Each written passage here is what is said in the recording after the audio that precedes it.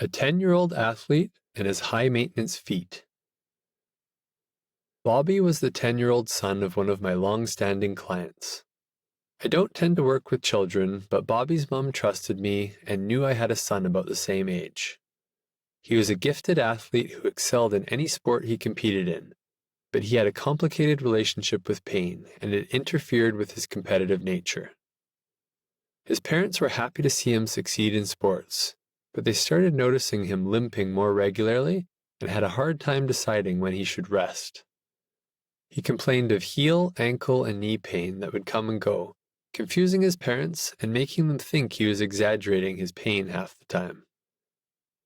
Kids can be challenging to help because they are growing and changing so quickly. They have no frame of reference to what normal feels like, and they are emotional little creatures strongly impacted by their environment.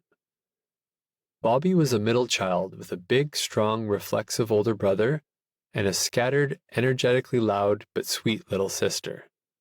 He was the calculating, emotional one, caught in a loop of perpetual competition at home, at school, and in sports.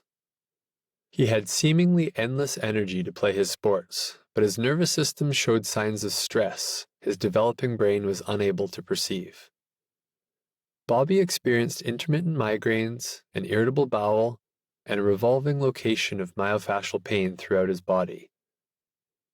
His stomach and feet did not cooperate with his urge to compete at a high level either.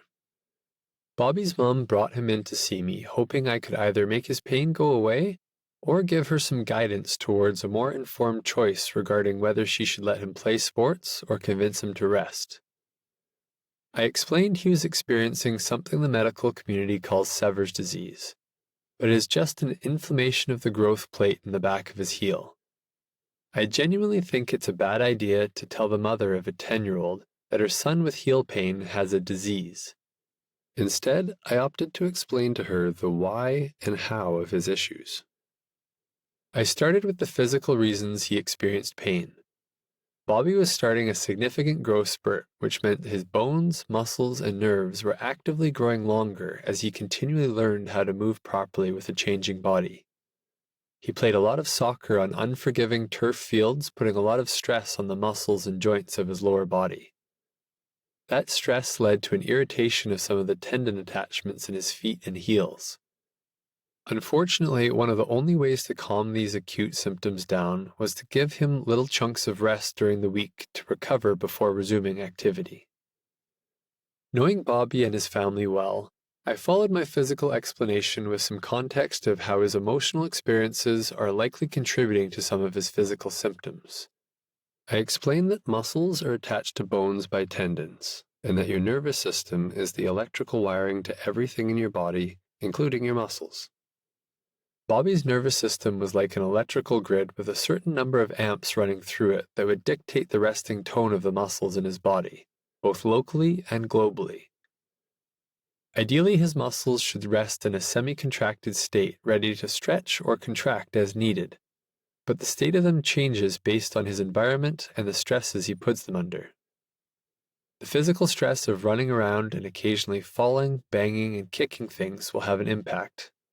But so will the mental stress of competition, school, family dynamics, and pain.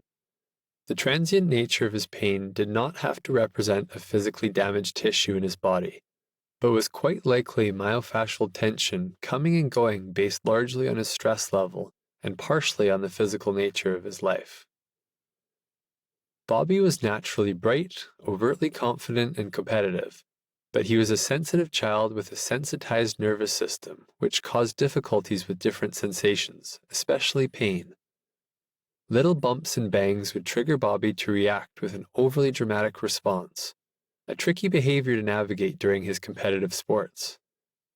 Bobby's internal conflict between his sensitive side and his star athlete role created stress in his life he didn't understand, which contributed to his ongoing pain, intermittent migraines, and most likely his irritable bowel symptoms. I worked with his mother for years prior to meeting Bobby, and we talked extensively about how similar our boys were, so I didn't derive all this information from our brief encounter. I also coached 10 to 12-year-old boys' soccer teams for the previous few years and explained to Bobby's mom how common this problem was for growing athletes. Although interesting, a complex explanation of how Bobby's body worked didn't help his mom decide if he should go to soccer that week, so I gave them both more concrete guidance. She was curious if I could use IMS to loosen him up as I had with her tense muscles, but she also knew he was deathly scared of needles and there was little to no chance that he would let me try. Instead, I explained some basic anatomy to Bobby and assured him that nothing in his body was damaged. It was annoyed due to the pounding from soccer and all the growing he was doing. I assured him that pain is normal, and he can start to listen to the messages of his body instead of being scared. I massaged the tight muscles in his hips and calves and taught him how to stretch and roll them himself, then helped him find words for his pain. He needed to communicate with his mom more effectively than just crying, which calmed his underlying stress. I helped them figure out how to express the level of his pain, when it was better for him to rest, and when it was okay for him to push through, all to prevent him from being scared of his pain experience. Bobby's mother was an anxious soul with a lot on her plate and the best of intentions to help her son. Bobby's immediate pain was simple: help with a bit of rest and some stretches. His long-term relationship with pain and stress would require a bit more education for parents and child. I introduced his mother to Dr. Gabor Mate's book, Scattered Minds, which does a great job of contextualizing the roots of personality traits related to attention deficit disorder, or ADD, and the role of intergenerational trauma. I didn't think either Bobby or his mother had ADD, but I believed both would benefit from his parents developing a better understanding of their family dynamics and learning about the influence of their own stresses and anxieties on the lives of their children.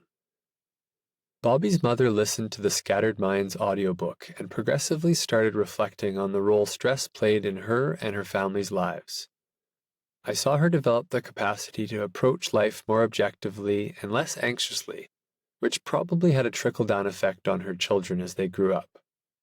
She continued physiotherapy well after Bobby's feet improved, and we shared stories about life with 3 children while I poked needles into her tense muscles. We learned from each other, and I would like to think I helped Bobby indirectly by helping his mom understand why the family felt the way they did.